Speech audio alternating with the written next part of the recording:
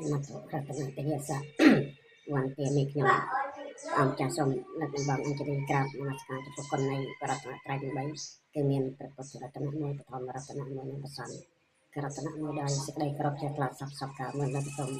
ចម្រើនពរដល់ញាតិញោមពុទ្ធបរិស័ទប្រស្ដីគ្រប់ប្រការនេះសូមនមស្ការចំពោះគណៈកម្មចាស់គ្រប់ព្រះអង្គហើយក្នុងពេលវេលាកាសនេះខ្ញុំប្រកាសមកភាពសូមលើកយកនៅការពិបាកចិត្តរបស់ញាតិញោមពុទ្ធបរិស័ទមកតែជឿញាតិញោមសម្ដាប់នៅក្នុងពេលវេលាកាសនេះផងដែរញាតិញោមណាកុំពិបាកចិត្តពេកអីព្រោះជីវិតយើងនៅមានយើងត្រូវតែរស់បន្តដើម្បីថែសុខភាពមើលកូនចៅកាលណាយើងពិបាកចិត្តទៅធ្វើឲ្យយើងនឹងរហ័សចាស់ឬរហ័សគិតច្រើនដោយសារតែយើងពិបាកចិត្តជួនកាលអ្នកញោមខ្លះពិបាកចិត្តរឿងទៅពាក់លុយអង្គការអីចឹងទៅឃើញអង្គការមកទីអីចឹងទៅក៏ពិបាកចិត្តតែយើងគ្រប់គ្នាគ្រប់រូបអត់គិតអំពីអនាគតរបស់កូនទេកាលណាតែយើងពិបាកចិត្តអីយើងក៏រត់ទឹករត់អីយើងទៅចង់ចង់អីចឹងទៅអានោះក៏មិននៅតែមិនពិបាកចិត្តនៅតែមិនពិបាកចិត្តប៉ុណ្ណឹងដោយសារអីដោយសារនៅមានកូនជាទីពឹងទីរលឹកកាលណាយើងពិបាកចិត្តយើងធ្វើចិត្តយើងនឹងឲ្យសុបាយរីករាយកុំគិតអ្វីច្រើនក្រោមពីការស្ដាប់ពធចឹងទៅលែងពិបាកចិត្តហើយកាលណាតែយើងពិបាកចិត្តទៅរត់ទឹកទៅអីហ្នឹងអត់ល្អទេប៉ុណ្ណា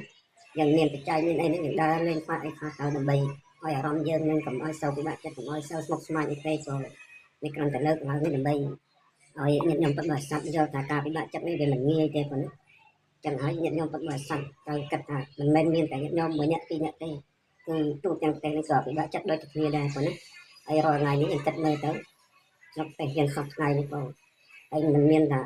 បុគ្គលណាថាមិនពិបាកចិត្តទេតែគ្រាន់តែយើងគ្រប់គ្នាគ្រប់រូបនឹងមិនចេះអប់រំចិត្តខ្លួនឯងនឹងកុំឲ្យពិបាកចិត្តកាលណាតែយើងអត់ចេះអប់រំចិត្តខ្លួនឯងចឹងនៅតែពិបាកអញ្ចឹងប៉ុណ្ណានៅតែពិបាកចិត្តអញ្ចឹងចឹងហើយយើងអប់រំចិត្តខ្លួនយើងឲ្យបានមានអ្វីក៏យើងធ្វើនឹងទៅសบายទាំងអស់គ្នាទៅលែងពិបាកចិត្តហ្នឹងកាលណាតែយើងធ្វើអ្វីដែលឲ្យពិបាកចិត្តគឺត្រូវតែពិបាកហើយយើងធ្វើអ្វីដែលសบายអ្វីដែលយើងគិតថាធ្វើទៅវាសบายធ្វើទៅកូនហ្នឹងគឺអញ្ចឹងញាតិញោមត្រូវការពិបាកចិត្តនេះហើយមិនពិបាកចិត្តតែញាតិញោមម្នាក់ពីរនាក់ហ្នឹងគ្រប់គ្នាគ្រប់រូបនឹងគេពិបាកដូចតែគ្នាទេមិនថាញាតិញោមមិនថាអាត្មាភាពតែសុខតែចំណេះពិបាកចិត្តគ្រប់គ្នាដោយអាត្មាភាពនេះពិបាកចិត្តរឿងអត់មានញោមប្រុសខ្ញុំតែហៅដូចគេដូចឯងហ្នឹងចឹងហើយអាត្មាធ្វើចិត្តនឹងសบายទៅអត់គិតច្រើន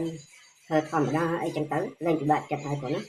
ចឹងក៏ពររបស់អាត្មាភាពហ្នឹងគឺមានតែប៉ុណ្ណឹងញាតិញោមចឹងក៏សូមចាត់ជូនបុណ្យកុសលដល់ញាតិញោមពុទ្ធបរិស័ទប្រសិទ្ធគ្រប់គ្រប់ទាំងអស់ពេលបុណ្យដល់គណៈកម្ចាស់ឲ្យបានចំណែកបុណ្យស្មើគ្នាសូមអនុមោទនាចម្រើនពរលាចាំជួបគ្នានៅវេលាក្រោយៗទៀតប៉ុណ្ណាចម្រើនពរលា